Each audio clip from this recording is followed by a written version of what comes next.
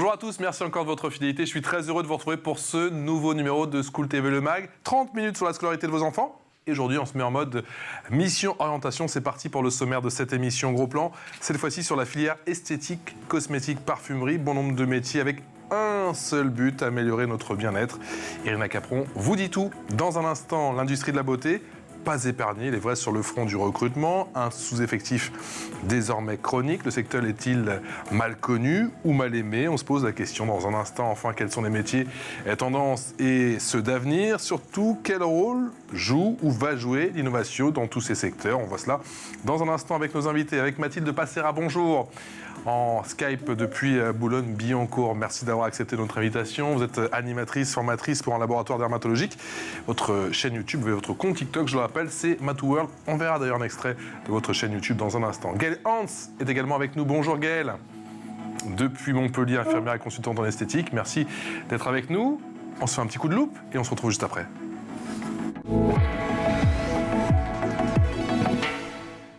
Et la loupe, c'est avec celle qui adore s'habiller en violet. Oui, c'est moi. Ça vous va très bien. Comment ça va? Ça va très bien et vous? Bah écoutez, ça va super bien. Quels sont les métiers du secteur de la cosmétique? Alors tout d'abord, les cosmétiques sont les produits qui sont en contact avec le corps. Donc ça peut être des produits de soins pour le visage, pour la peau, pour les cheveux, des produits d'hygiène et des produits dentaires. Dans la cosmétique, on distingue plusieurs types de métiers, ceux de la recherche, ceux de la fabrication, de la commercialisation et ceux de la vente. On retrouve donc chercheur en laboratoire, cosmétologue donc qui est chargé de la création et de la formulation des produits cosmétiques, chef de produit, vendeur en cosmétique, conseiller en cosmétique, chimiste, directeur de magasin ou encore chargé de développement et des promotions de vente. Et pour l'esthétique? Alors, il y a également plusieurs types de métiers, des métiers de soins purs, des métiers plus scientifiques et des métiers de vente et de conseil, comme par exemple assistant commercial, assistant marketing, conseiller en images ou en beauté, esthéticienne, formateur beauté, masseur, manager, prothésiste et styliste ongulaire ou encore vendeur. Quelles sont les formations pour travailler dans le secteur de la cosmétique et de l'esthétique? Alors, les formations sont variées et de niveaux différents. Alors, une formation courte sera demandée pour les métiers du soin, mais des études plus longues seront nécessaires pour les métiers de la recherche, par exemple. Alors, il existe le CAP esthétique, une formation en 2 ans, accessible après la 3e. Les élèves pourront apprendre les différentes techniques de soins du visage, du corps, d'épilation ou encore de modelage. Le brevet professionnel esthétique, c'est un diplôme qui complète la CAP. La formation dure 2 ans et vous allez apprendre des notions supplémentaires, notamment en gestion et en comptabilité. Il existe le bac pro esthétique, cosmétique, parfumerie. Après la 3e, vous pouvez intégrer cette formation pour 3 ans. Il y a également le BTS esthétique ou cosmétique en 2 ans après le bac. Et vous pouvez également faire des BTS scientifiques pour travailler dans les métiers de la recherche ou la production de cosmétiques en laboratoire. Et vous pourrez retrouver également la licence professionnelle, les masters en cosmétique et esthétique ou encore des formations professionnelles. Comment se porte l'industrie de la beauté? Alors, la filière de la cosmétique recrute 15 000 personnes cette année. C'est plus que la pharmacie et autant que l'aéronautique. C'est une pénurie de certains profils, notamment dans l'encadrement de la production et de la maintenance industrielle. Pourtant, pour l'année 2022, le marché de la cosmétique et de l'esthétique a été en pleine métamorphose. Pour faire face à la crise sanitaire, le secteur s'est appuyé sur le digital et le e-commerce, donc la vente en ligne. Le chiffre de la beauté a augmenté de plus de 73%. Le secteur essaye de se développer avec les nouvelles tendances et les nouvelles technologies. Depuis quelques années, les demandes en soins esthétiques ne cessent d'augmenter. Les personnes qui se rendent d'ailleurs le plus régulièrement en institut sont les 35-44 ans, juste devant les 15-24 ans. Et ceux qui dépensent le plus en produits de beauté et d'hygiène sont les 15-24 ans avec un panier moyen de 170 €. Et grâce aux réseaux sociaux, les influenceurs ou les youtubeurs n'hésitent pas à partager leur expérience et proposer des tutoriels. Et il ne faut pas oublier les hommes qui prennent de plus en plus soin d'eux, qui achètent de plus en plus de la cosmétique et qui sont de plus en plus nombreux à aller en institut. Je suis dans la cible, je sais, à 44 ans. C'est parti, l'expression orale. Allez, l'expression orale avec Mathilde Passera et avec Gaëlle Hans. Gaëlle, est-ce que cette filière, cette industrie beauté a toujours ce même pouvoir d'attractivité pour vous? Oui, bien sûr. D'autant plus, comme vous le disiez tout à l'heure, avec les réseaux sociaux, où on va avoir accès à de nombreuses informations, parfois même un peu de surinformation, que ce soit les compléments alimentaires, la cosmétique, les soins de médecine ou même la chirurgie esthétique. c'est vraiment un domaine en pleine expansion, oui, tout à fait. Et pourtant, Irina le disait, Gaëlle, le prestige des grandes marques ne garantit plus forcément un recrutement fluide. 15 000 postes étaient à pourvoir encore en 2022. La difficulté du recrutement, c'est plus sur la partie création, sur la partie usine, c'est bien ça? Oui, l'encadrement de la production, la maintenance industrielle, tout à fait, c'est vrai. Ouais. Ça, malheureusement, c'est pas mon secteur, donc je sais pas du tout pourquoi. Est-ce que c'est plus du coup au niveau de l'ingénierie et de la recherche? Pourtant, je pense vraiment qu'il y a encore de belles avancées scientifiques à faire dans ce domaine-là. Peut-être davantage justement de formation, de sensibilisation à ce niveau-là, oui. Mathilde Passera, est-ce que la beauté, ça passionne toujours autant, quelles que soient les générations d'ailleurs? Je pense que oui, notamment avec les réseaux sociaux, sur TikTok. Moi qui travaille donc en pharmacie depuis 2 ans, on peut remarquer que maintenant il y a beaucoup de millennials qui viennent uniquement en pharmacie pour acheter des produits qu'ils ont vus sur les réseaux sociaux. Votre chaîne YouTube et TikTok, c'est Matou World. Je vous propose d'ailleurs de voir un petit extrait. Coucou, donc pour les personnes qui voulaient savoir quel autobronzant j'ai utilisé, donc c'est celui-ci. Comme vous le savez, moi je travaille en pharmacie et ça c'est un des meilleurs autobronzants qu'on vend le plus, il fait partie des best-sellers. Alors moi la première fois que je l'ai utilisé, c'était il y a 3 jours. C'est sous forme de brume et en fait du coup il faut pulvériser à 30 cm du visage en faisant des mouvements circulaires. J'assume pas. Ça c'était juste après avoir posé l'autobronzant, je l'ai laissé toute la nuit et je me suis rincée après le lendemain au matin et ça faisait super naturel. En fait après le lendemain j'en avais mis un petit peu sur les mains parce que je trouvais qu'il y avait grave une différence avec mon visage. Je suis trop contente du résultat parce que ça fait un teint allé et super naturel. Je vous rappelle que je suis comme ça normalement et maintenant avec My New Fake Tan. Petit conseil, faites bien un gommage à grains avant. Très important, lavez-vous bien le visage après parce que ça pue. Qu'est-ce qui vous a motivé justement à vous à créer et à fournir du contenu aussi bien sur YouTube que sur TikTok? Pour partager mon expérience, mon avis, et comme je pense que je suis une professionnelle du secteur de la beauté, je peux donner de vrais conseils parce que maintenant sur TikTok on voit tout et n'importe quoi et parfois on se retrouve en pharmacie avec des personnes qui veulent absolument acheter un produit parce qu'elles ont vu que c'était bien sur les réseaux, mais c'est peut-être pas forcément adapté à leur type de peau. Donc moi j'explique vraiment qu'il faut acheter des produits en fonction de ses besoins et pas de ce qu'on a vu sur les autres. Réna. Et justement, Mathilde, qu'est-ce qui vous a donné envie de travailler dans ce secteur de l'esthétique et de la cosmétique et quelle formation vous avez fait?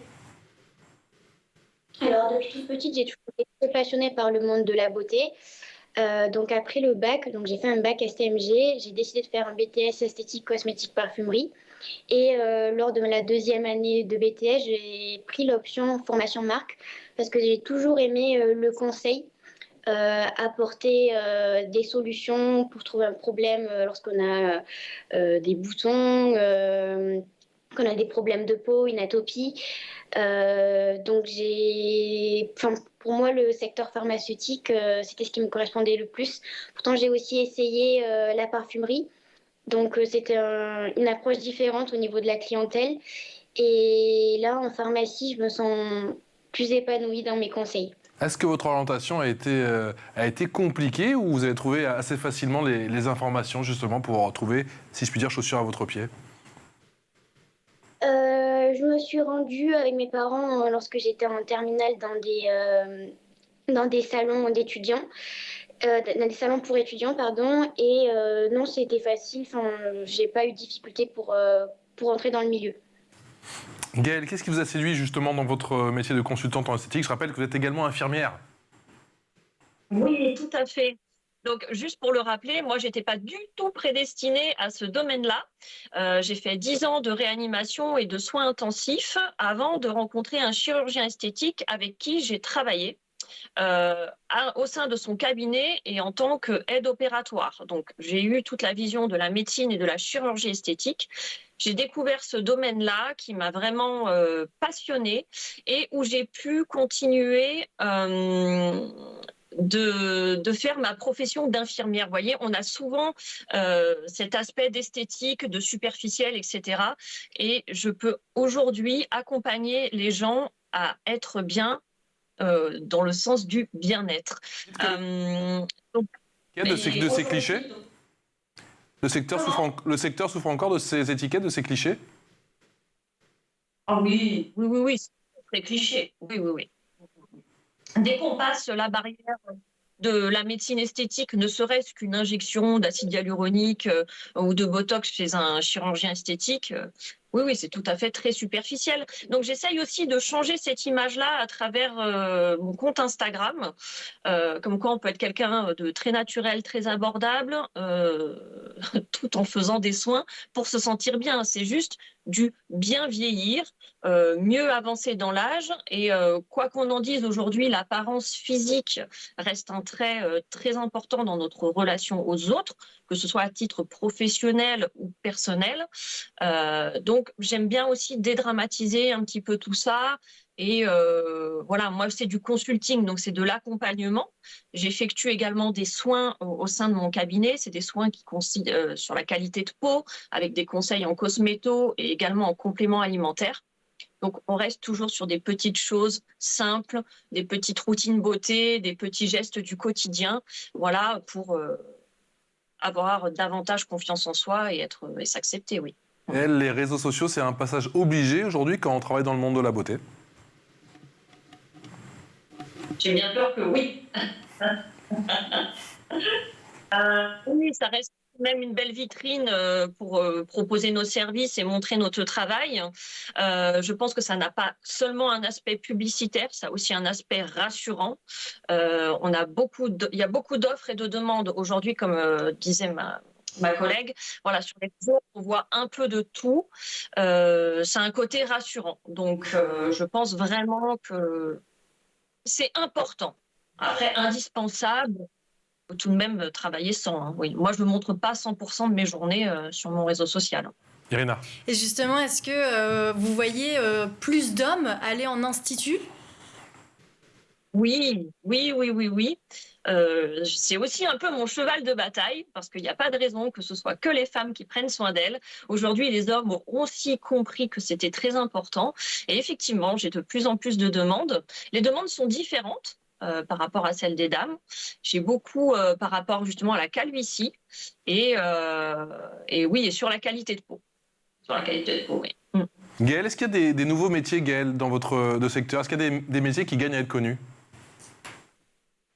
J'ai envie de dire le mien, parce que je suis un peu dans les premières infirmières à pouvoir travailler dans ce secteur-là.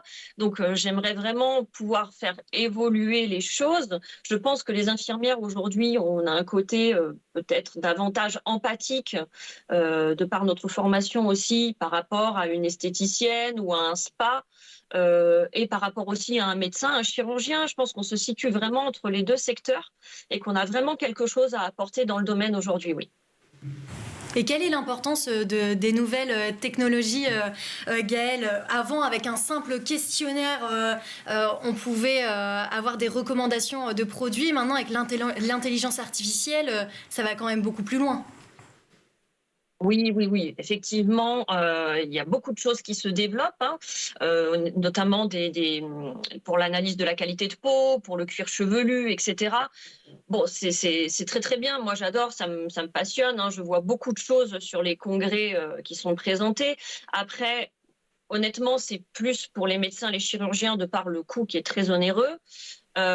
Mais je pense aussi qu'avec des connaissances de base, sans pour autant aller très très loin dans les technologies, on peut faire de très jolies choses et surtout en prenant notre temps. Vous voyez, moi je travaille avec juste mes mains, mes yeux et on arrive déjà à avoir de très beaux résultats, oui. Il y a quel type de spécialité, Gaëlle, concernant l'esthétique? Quel type de spécialité? Est-ce qu'il y a différentes spécialités? Ouais.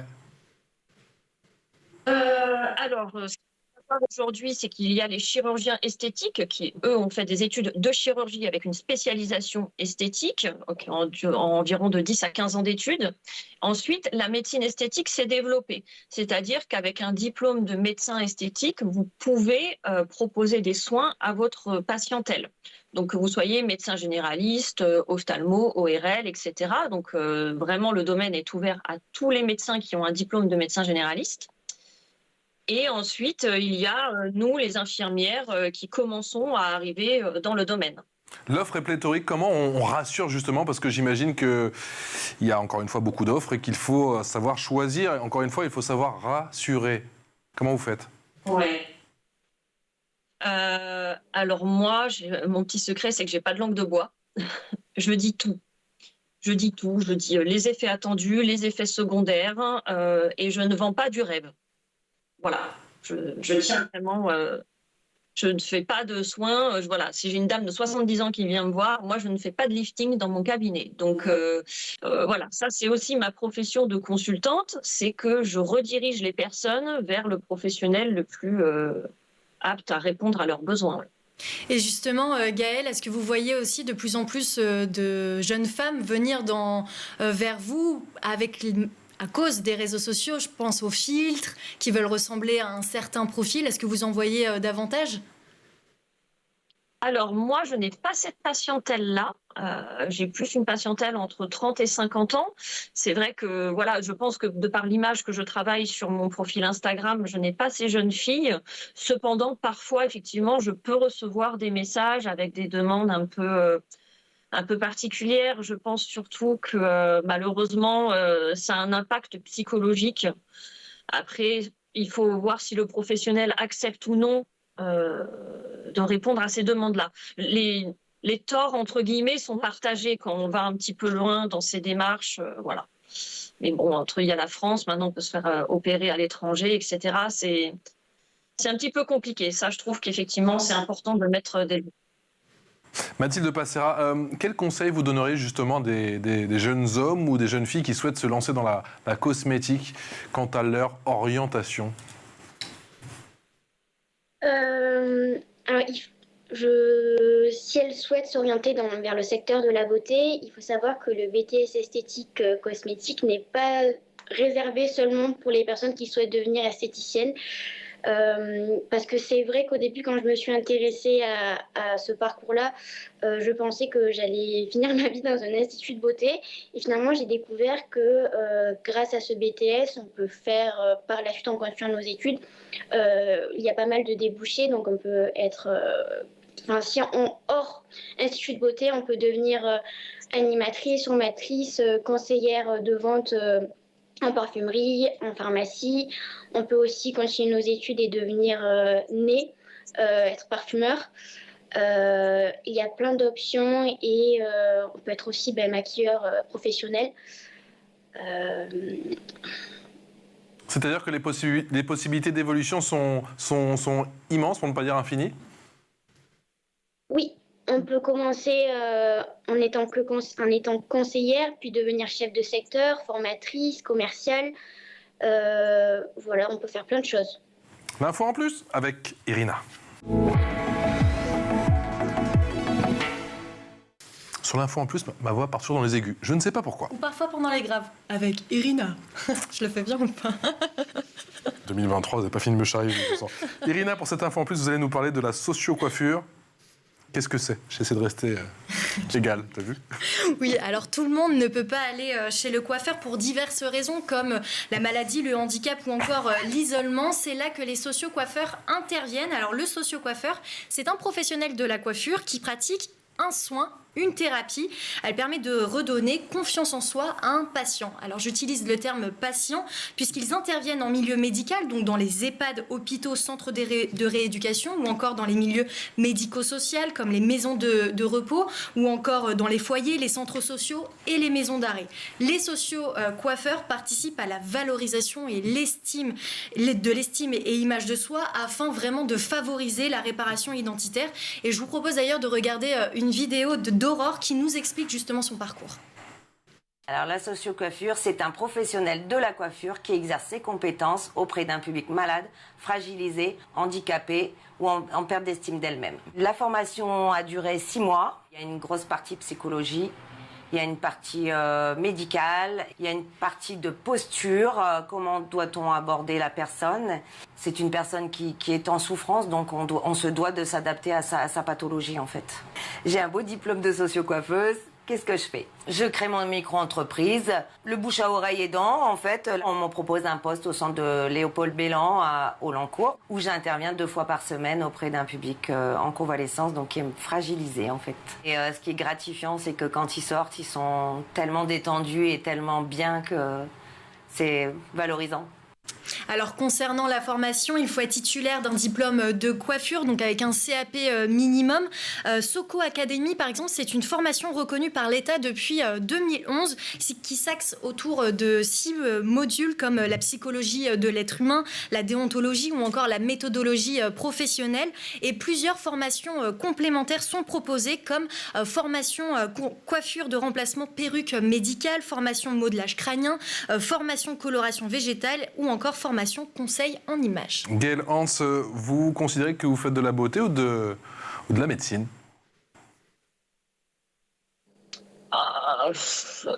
C'est difficile de répondre à cette question, de choisir entre les deux. De la beauté, oui, et le versant bien-être que je retrouve sur mes compétences d'infirmière.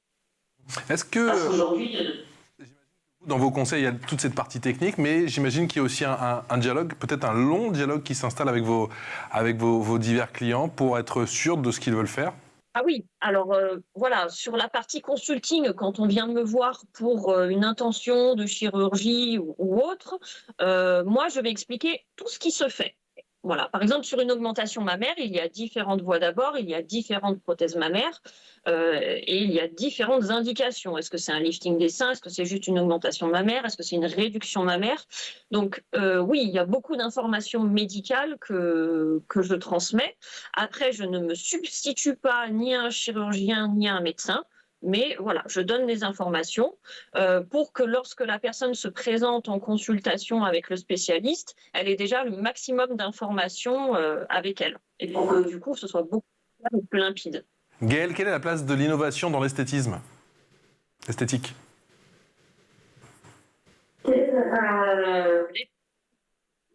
Elle est primordiale et incontournable. On a quand même le sentiment que chaque semaine, il y a une nouvelle technique, il y a une nouvelle tendance, distillée notamment par bon nombre d'influenceurs. Oui, tous les mois, il y a une nouveauté, que ce soit en technique, en cosméto, etc. Le conseil que je pourrais donner, c'est de se laisser le temps que cette technique fasse ses preuves, voilà, avant de se lancer dans quoi que ce soit, qu'on voit les résultats, si c'est pérenne, les effets secondaires, mais sur du long terme, voilà, avant de se jeter à corps perdu parce que l'influenceuse qu'on aime bien l'a fait. Voilà. Est-ce que la France est à la page concernant justement ces dernières techniques? Est-ce que nos chirurgiens sont à la pointe ou est-ce qu'il faut voyager? Alors, je pense que c'est toujours intéressant de s'ouvrir à différentes cultures et voir comment les soins se déroulent dans d'autres pays. Moi, je suis très friande de ça. Je suis très ouverte sur beaucoup de choses. Donc, oui, nous sommes à la page. Mais je pense qu'on a toujours, du progrès à faire, bien sûr. Quel est votre avenir, justement, dans le domaine de la cosmétique, Mathilde? Vous voyez comment dans 5-6 ans, vous qui ne vous voyez peut-être pas encore il y a quelques années à cette place, quand vous avez commencé vos études? Dans quelques années, j'espère pouvoir évoluer et peut-être changer de poste, devenir formatrice, responsable. C'est vrai que pour le moment, comme c'est tout récent pour moi, le secteur de l'animation en pharmacie, je compte encore faire mes preuves dans le milieu et après, pourquoi pas évoluer. Est-ce que certains de vos anciens collègues et étudiants, je pense notamment à ceux qui étaient en licence, ont pour certains des envies d'étrangers? Et des carrières à l'étranger qui se dessinent dans votre secteur? Non. Non, pas du tout? Non, pas du tout. Gaëlle, dans votre secteur à vous, est-ce que justement il y a des possibilités d'évolution à l'étranger? Oui, bien sûr. Je pense qu'à partir du moment où on parle anglais, on peut partir. Après, il faut toujours s'assurer qu'on ait l'équivalence du diplôme dans le pays pour exercer. Mais oui, bien sûr, tout à fait.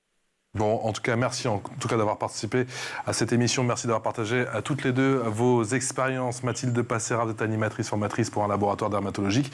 Votre chaîne YouTube, votre compte TikTok, c'est MathWorld, je le précise. Et Gaëlle Hans, infirmière consultante en esthétique. Je ne connaissais pas ce métier. Merci beaucoup de nous en avoir parlé. Et on rappelle votre Instagram, s'il vous plaît, Gaëlle. C'est Gaëlle, infirmière esthétique. Gaëlle, infirmière esthétique. Merci à toutes les deux. Et Irina, on se retrouve demain. Oui. Même chaîne, même heure. Et le sourire toujours vissé aux lèvres. C'est magnifique. À demain.